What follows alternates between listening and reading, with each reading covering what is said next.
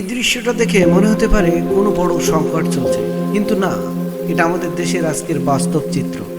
চোখে দেখুন, শেষ নেই এই লাইনে। শত শত মোটরসাইকেল, গাড়ি সবাই দাঁড়িয়ে আছে এক ফোঁটা তেলের আশায়।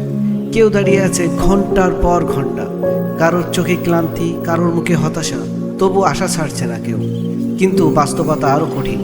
এই পাম্পে তেল নেই, মানুষ ফিরছে খালি হাতে, বুক ভরা হতাশা নিয়ে।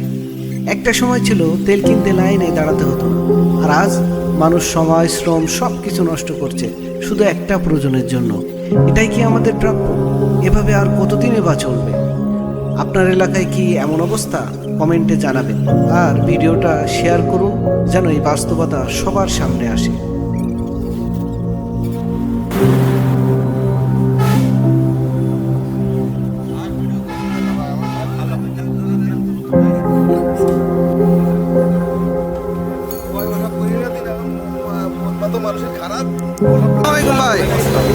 ভাই, কতক্ষণ ধরে লাইনে দাঁড়িয়ে আছেন? আমি আপনার ফজরের নামাজ পড়ে কলারবায় রওনা দিয়েছি।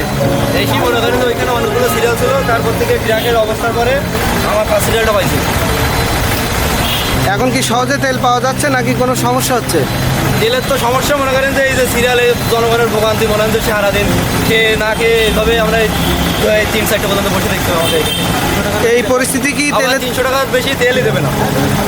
এই পরিস্থিতি কি তেলের দাম বেড়ে গেছে নাকি কমে গেছে? তেলের দাম তো বাড়েনি, কিন্তু কমেও নেই। মনে করেন যে তেলের সংকট কোথা থেকে আসছে এটাও তো জানি না। গাড়ি প্রতিনিয়ত আসছে, কিন্তু তেলের মনে করেন যে কোনো আমরাই পাচ্ছি না জনগণ।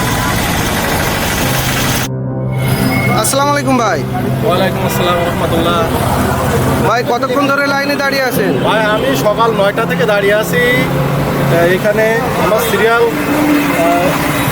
100 জনের পিছনে আছি। আমি 9টার সময় আসছি, এখন বাজে 11টা 50 মিনিট।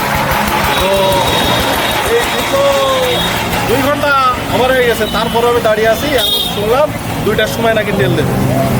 এখন বলো যে 2টার সময় পাবো কি তাও। আসসালামু আলাইকুম। ওয়ালাইকুম আসসালাম রহমতুল্লাহ। চাচা, আপনি এখানে কিসের জন্য আসছেন? আমি এখানে আসছি ডিজেল নেওয়ার জন্য। ডিপটারে ডিজেল নেওয়ার জন্য আসছি। ডিপটার চালানি কোনো লাইন নেই, আমরা কোনো তেল পাচ্ছি না।